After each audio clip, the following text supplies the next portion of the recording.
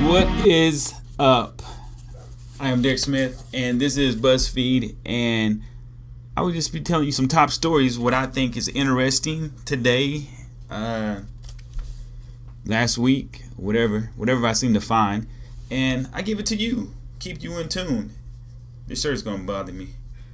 I should put on a different shirt. But anyway, so can you hear the same story again? You can always, that don't bother you if you hear the same story over and over and over. I was wondering. Anyway, let me tell you all about my story, my adventure of getting gas. I went to get gas like a week ago, and as I went to get out, it's this bird that was approaching me. And you know how we have that unspoken rule where we step toward a bird, or we drive by a bird, they fly off. Well, as I got out to get some gas, this bird seemed to challenge that rule. He felt as if it didn't apply to him. So he starts walking closer to me. So, I do the little nudge thing, like I'm going to, jump at him.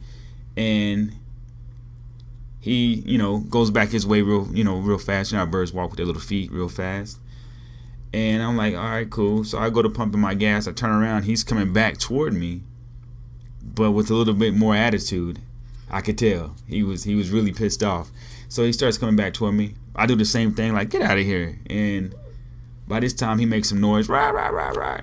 Next thing I know, another bird swoops in, lands.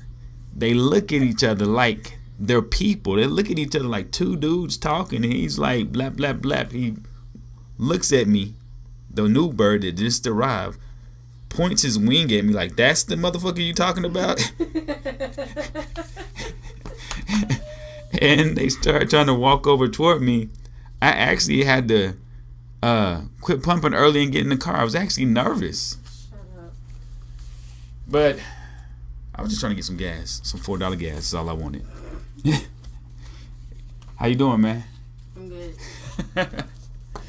It's funny, right? That's pretty funny. I think I didn't know that was the story behind that picture. that bitch, yeah. So when she was like, gave it to you, I was like, there's a story behind it.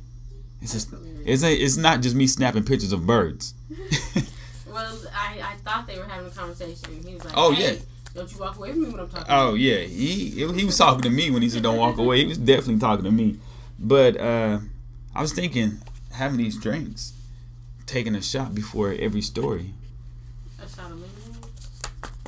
Well, they didn't know it was lemonade until you said it. But I'm just saying, is that what you're gonna take? well, today is lemonade. Tomorrow, whenever the next one is liquor. Okay. Come on, man. Gotta get my street cred up. You just.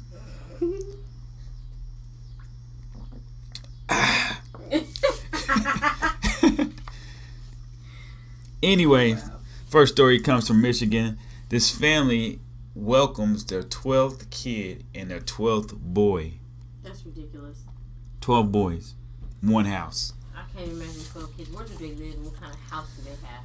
The mom says, sometimes I feel like I'm living in a locker room. What does the daddy do? I don't know what either one of them does. Wow. You know what I hate to see? What? Puberty. There's a lot of tissue you've been using in that house. Oh, shut up.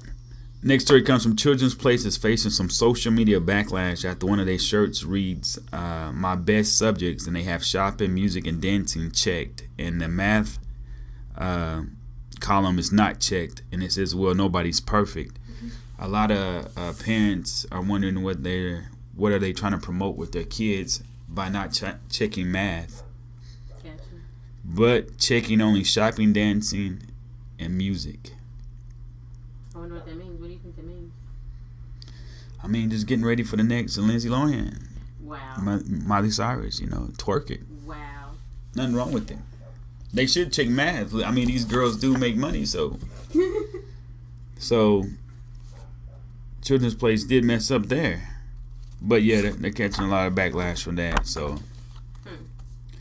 And I wanted to tell you about some music I got. This comes from 1975 Columbia. Her name is Janice Ian. She actually was the first ever musical performance on Saturday Night Live, October 11th, 1975. Oh, wow, really? Yeah, this is her album Between the Lines. She's a songwriter, singer, columnist, science fiction author, spoken word. She's won 2 Grammys.